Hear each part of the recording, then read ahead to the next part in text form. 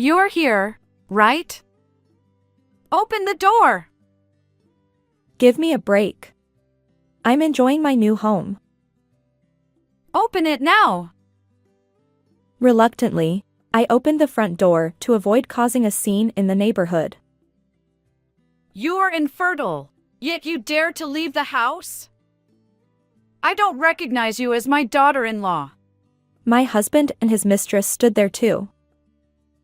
What? For the sake of my new daughter-in-law and grandchild on the way, we'll take this house as compensation. Get out!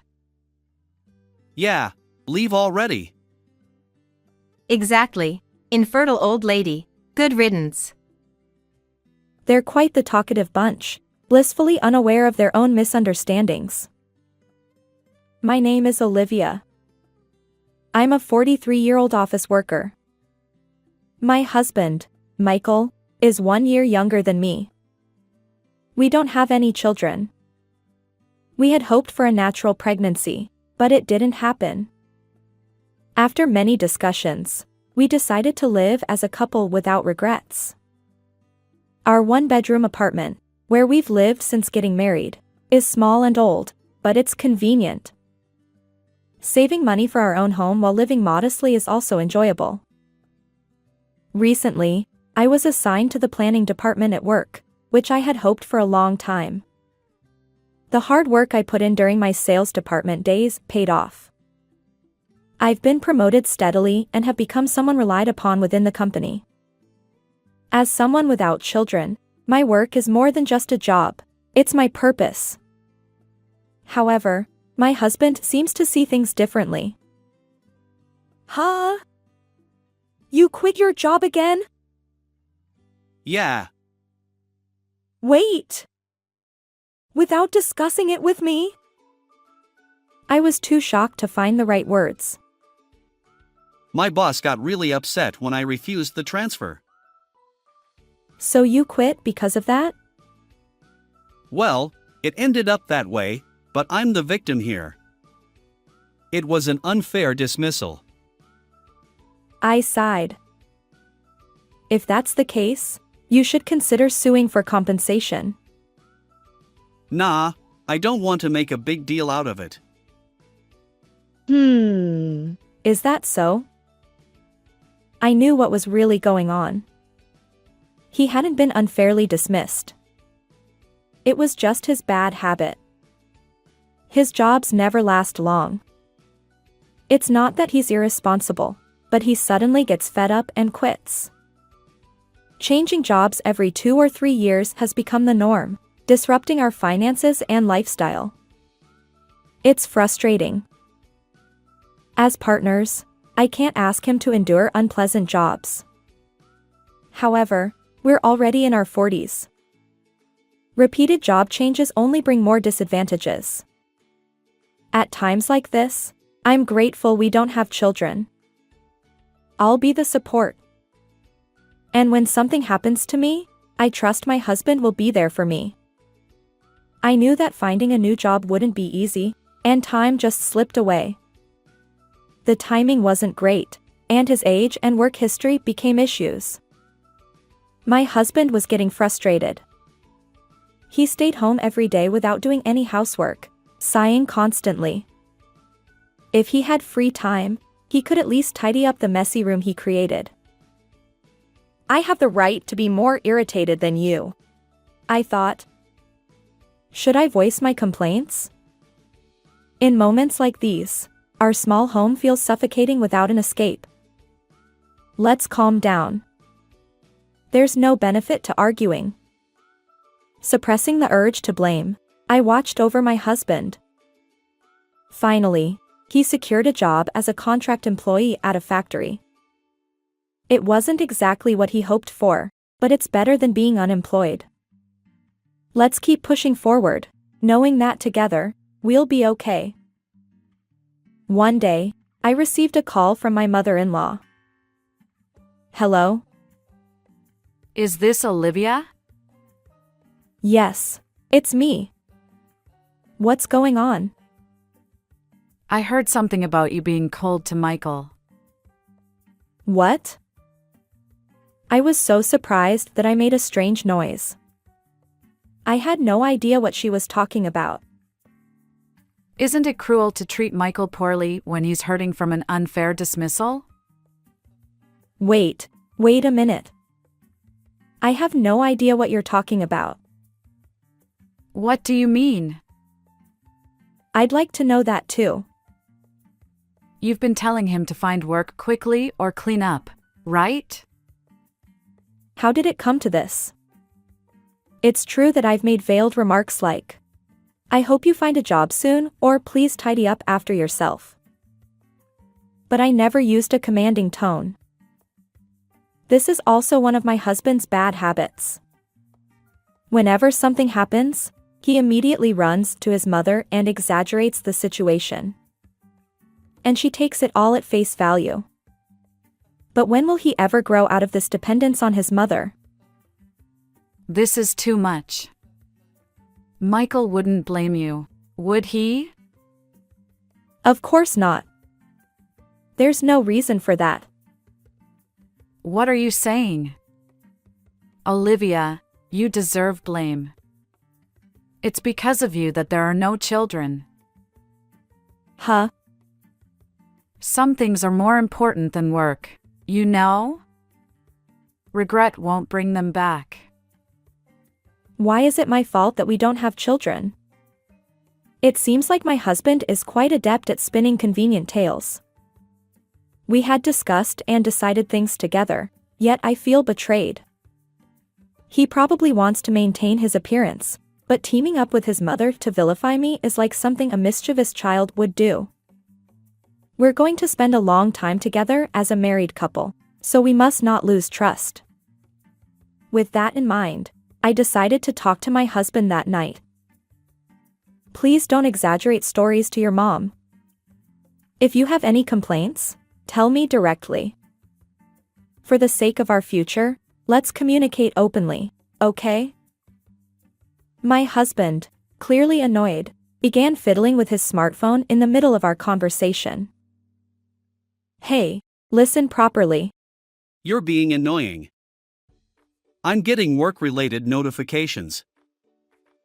With that, he stood up and left the room, never returning to continue our discussion. Instead, he headed straight for the bedroom. Was he in a bad mood or just tired from his factory job? Either way, there was no helping it. We'd have to address this issue another time. But the next day, my husband continued to refuse discussion, claiming he was tired and sleepy. The day after that, he returned home late after a company welcome party, nursing a hangover and spending the entire holiday sleeping. Subsequent days were filled with overtime and social obligations, and it was clear he was avoiding the topic. He seemed to want to brush it off, but avoiding the problem wouldn't solve anything. I disliked being unfairly blamed by my mother-in-law without any basis. So, I rubbed my tired eyes and waited for my husband's return. We couldn't keep postponing this issue. It was too important. As the clock approached midnight, I greeted my husband, who returned home humming cheerfully. Welcome back. Whoa! You scared me. What's wrong? Of course I'm surprised. Were you awake? I was waiting for you. Huh? He gave me an annoyed look. Why are you avoiding me? You're so persistent. You've been acting strange lately. Enough! If you have something to say, write it down. Write it down. Wasn't our agreement to discuss things openly? Yeah. You really remember things from the past. I was taken aback. Did he forget our marriage vows? We both agreed that understanding each other was ideal. I used to like your seriousness, but now you're inflexible and burdensome. But If you don't want to lose me, change your attitude. There is another woman out there. What do you mean? Exactly what it sounds like. Could it be an affair? I have a feeling about my husband's recent behavior. You're kidding, right? What did I do? You're so persistent. Do you want a divorce? Please don't say that. My irritated husband pulled out a document from his bag and thrust it at me. It was a completed divorce form. Why would you have this? Someone asked me to fill it out. Who? You should know without me saying. I have no idea. A woman told me to submit it. I was speechless. Did he write this divorce form at the request of his affair partner? Don't get too comfortable. You can't function without me, so remember that. Trembling, I held the divorce form. I could hear my heartbeat. What time do you think it is? I'm going to bed. Go somewhere and cool off. He disappeared into the bedroom. I stared at my husband's name on the divorce form. What emotions led him to write this? Was he meeting his affair partner during his late nights out? I, who had supported his new job, felt like a ridiculous wife. My head spun, and I couldn't think. As instructed, I'll cool off. I left our home quietly, taking only my valuables and essentials. 1 month later. Since then, I haven't returned home. I've tried contacting my husband a few times, but there's been no reply. This room is quiet and comfortable. It soothes my emotions. The sunlight streaming through the windows illuminates the still empty living room. The air circulates well, and the cool breeze touches my cheeks, carrying the scent of wood. And then, Olivia, are you in there? Open up! her grating voice makes me furrow my brow. It's unmistakably my mother-in-law. I wish she'd cut me some slack. I was enjoying my solitude. Olivia! Reluctantly, I open the front door to avoid causing a scene in the neighborhood with an expression of annoyance. My mother-in-law stood there. I knew it! It's been ages. She says it with delight, trying to barge her way inside. I push her back. Just hold on a moment. Why? What's wrong? Hey, can you actually see my face? I'm refusing entry here. Well, not bad. Behind my mother-in-law stands my husband, inexplicably. And next to him, who's the young flashy woman? This place smells new, doesn't it? Nice. Indeed. The three of them act as if it's perfectly natural to invade my home. Their audacity knows no bounds. Wait, please. How did you find this place? What do you mean? How? First, answer my question. Why do you treat Michael so poorly? Huh? Leaving everything behind and running away from home. How low can you be as a wife? Just because you don't like Sophia. Sophia. Ah. She must be referring to the young flashy woman standing there. I see. She's officially approved by my mother-in-law. Wait a minute, did I actually run away from home? I remember my husband telling me to go somewhere, as if he was kicking me out. And there's my husband, cozying up to the woman, provocatively glancing in my direction. It's a ready-built house, but the number of rooms is just right, and the interior is decent. With this, I'll forgive your impulsive purchase of a new house. Huh? But living together is impossible. Besides, you, being infertile, have a bad reputation in society. What are you talking about? Be grateful for all the time we've spent together. Huh? Confused, I tilt my head. What on earth is going on? Michael, I'm tired. Can I sit down? Sure, honey. I apologize. Olivia, let Sophia inside the house and let her sit down. I refuse. Ha! Sophia is pregnant with Michael's child. Wait, what? Pregnant? This news catches me off guard. Surprisingly, my emotions remain relatively steady. Perhaps the shock of consecutive events has numbed me, or maybe I've become desensitized to everything. We should respect pregnant women, you know? But you, being infertile, wouldn't understand. Is that so? You still don't understand? I recognize Sophia as Michael's wife, not you. As compensation, we'll take this house. Now leave. Yeah, just go already. Exactly. Good luck, infertile lady. What are they saying? How could they be so oblivious to their own misunderstanding? I can't just hand over this house as compensation. It's in my name. Huh?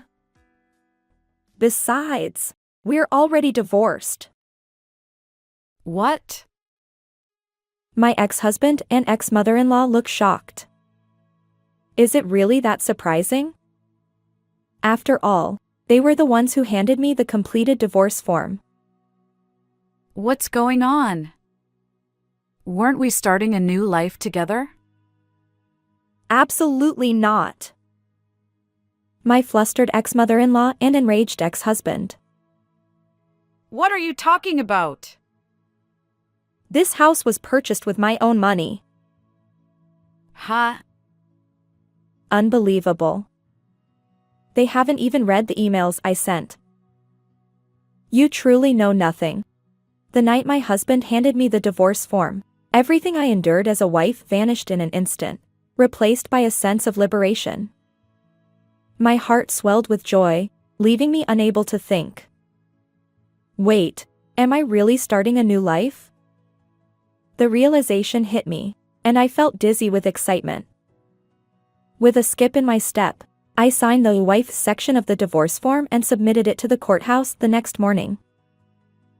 I meticulously split our savings in half and transferred my ex-husband's share into his account.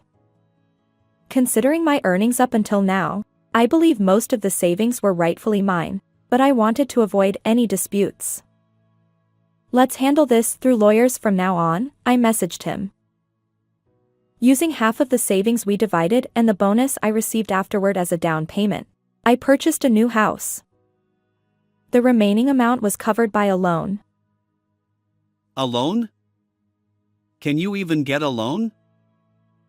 My ex-husband's condescending tone left me exasperated. Well, considering your history of job changes, I doubt you'd qualify for a loan. What? You wouldn't know, since you don't manage the household finances, but my salary is double yours. I stated matter-of-factly. His pride seemed wounded, and he turned red, trembling. Even Sophia appeared taken aback. Michael, this isn't what we agreed on. You said we'd live in a luxurious new house, remember? Honey, let's calm down. Poor Michael, or should I say my ex-husband, seemed utterly flustered. But truth be told, I'd been the one supporting our household all along. The idea of living with my ex-husband's new wife and ex-mother-in-law was beyond absurd. Olivia! My ex-mother-in-law seethed with anger. This is unacceptable! It's fraud!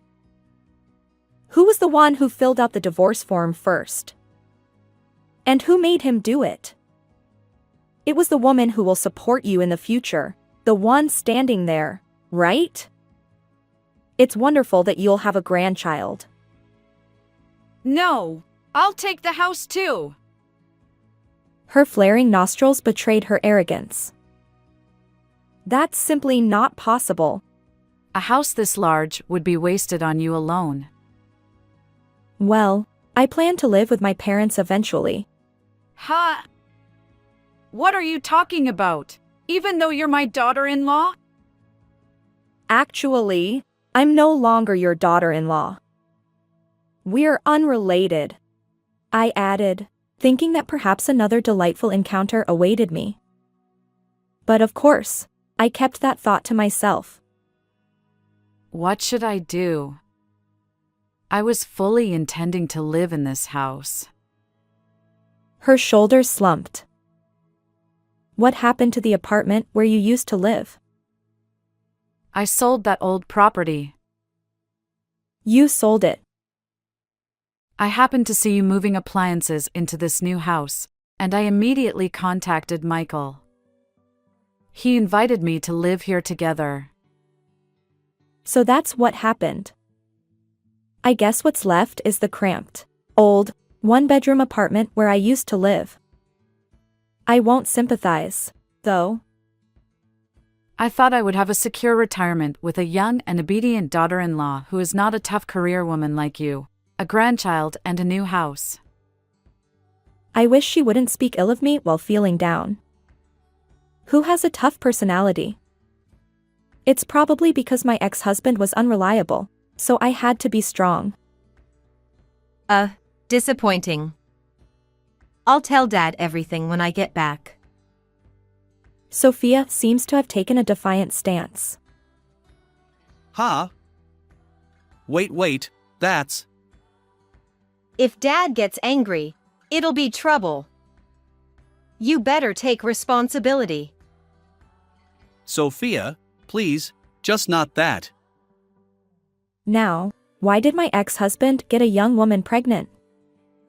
Well, she was an office worker at the company, and after a drinking party, he went to her room on a whim. And wouldn't you know it, she got pregnant on the first try. He thought she was just an ordinary employee, but it turns out she's the daughter of the factory manager. Despite her flashy appearance, she is a lady raised in a girls' school, and she has had no experience with men. And get this, my ex-husband was her first partner, and of course, she had no idea he was married. Using the typical excuse for infidelity. I've fallen out of love with my wife. We're getting divorced soon. She believed those words and even prepared divorce papers for him. Quite the clever and obedient bride-to-be, it seems. Best wishes to them. Well then, that's that. Feel free to do as you please. Wait. He clings to the door, desperate to keep it from closing. Olivia. Don't you have any maternal instincts? What do you think this new life means? Olivia, if alimony is out of the question, I'll take this house as a congratulatory gift for the baby. To my desperate ex-husband and ex-mother-in-law, I respond with a beaming smile. Congratulations! Goodbye. I shut the door without mercy and lock it. I'll leave the rest to the lawyer. Or so I thought, but it wasn't going to be that easy. These audacious people demanding a house in someone else's name won't back down so easily. My ex-husband's emails filled with resentment can be ignored by replying with, "Please go through the lawyer." However, the real issue lies with my ex-mother-in-law. She leaves lengthy voicemails, and it's truly exhausting. Olivia, because of you, I've become a homeless old woman. Could you at least arrange for a different apartment? This home is cramped and suffocating. When I asked Sophia to do household chores, she retorted, "Why don't you do it? What am I supposed to do now?" As much as I'd like to delete this voicemail immediately, perhaps it could come in handy. Her demands might escalate. After all, she's quite audacious. One day, an unwelcome guest arrived at my house. The intercom rang without any prior notice, so I suspected it might be my ex-husband or ex-mother-in-law and prepared to call the police. Clutching my smartphone, I answered the door, only to find a sharp-eyed, intimidating man standing there. I was on guard. I felt like I'd seen this person somewhere before, but there was no way I knew someone as rugged as him. Could he be a scam artist posing as a door-to-door salesman? "May I ask who you are?" I'm Factory Manager Brown. Suddenly, it clicked. Wasn't he Sophia's father, the factory manager? Come to think of it, that woman had threatened to tell Dad. My ex-husband and Sophia peeked out from behind the factory manager, grinning mischievously. They'd brought some formidable backup. Dad, give her a piece of your mind. Mr. Brown, teach her a lesson. The factory manager pursed his lips, furrowing his brow. He seemed quite angry. What if they demanded compensation or asked for childbirth expenses? How would I handle it? The moment I decided to call the police and glanced at my smartphone. But then, the unexpected happened. Factory Manager Brown apologized with a sincere look. Please accept my sincere apologies. After saying that, he grabbed my ex-husband and Sophia's arms and dragged them in front of me. Apologize. Apologize properly. Ouch! My arm is going to come off. Dad? Why? This isn't what we discussed. I stared in shock. What on earth was happening? Mr. Brown clarified. Don't misunderstand. I brought you all here to apologize to this lady. Huh? I truly apologize. My daughter stole your husband and even demanded your house, didn't she? Yes, that's right. My ex-husband and Sophia started panicking. Sophia blurted out. Dad, did you know about this? I knew. Isn't everything you said to me, like I was deceived or my home was taken away, just a lie? Where did you find out about that? Your mom told me everything. Mr. Brown clenched his teeth, anger evident. According to him, he was tempted by my ex-mother-in-law. From now on, we're relatives, so let's get along in various ways. She tried to seduce him, claiming that since his daughter had taken her son, they should work things out similarly. If he bought her a condo, she'd be satisfied, and he could visit whenever he pleased. Naturally, Mr. Brown politely declined. I'm left speechless and incredulous. How could someone like her be a mother-in-law? All she does is spin convenient tales. I'm disappointed in you and your mom. But First of all, I've been faithful to my wife. Don't mess with me. Dad, stop. You're scaring me. You too. Huh? I've spoiled you too much just because you're my precious daughter. Neither of you is needed at my factory anymore. We have a strict workplace there. Go work there and start over. what? Then Mr. Brown looked back at me. Will this be enough for you to forgive us? Yes. But why? Why go to such lengths? Please, Let's continue to have a good relationship. I stared at him, utterly bewildered, as he apologized with a serious look once again. And then it hit me. He was someone I'd worked with long ago during my days in the sales department, a manager from one of our business partners. Apologies for not recognizing you earlier. I apologized in return. We've undergone mergers and established new factories. It's only natural that you wouldn't recognize me. I see. The idea of your ex-husband working at my factory was hard to believe at first. He averted his gaze, looking troubled. Is my ex-husband causing any trouble? His work ethic is poor. He doesn't learn his tasks, takes unauthorized leave. Quite the contrast from his capable wife. I could vividly picture my ex-husband's lackadaisical behavior, and it didn't surprise me. As someone no longer his wife, I could only offer a wry smile without defending or apologizing. We intend to raise my daughter from scratch. I will never let her come here again. My ex-husband shrank, and Sophia looked displeased. You were always good at training newcomers. Indeed, I'm quite strict with them. I'll be cheering from afar.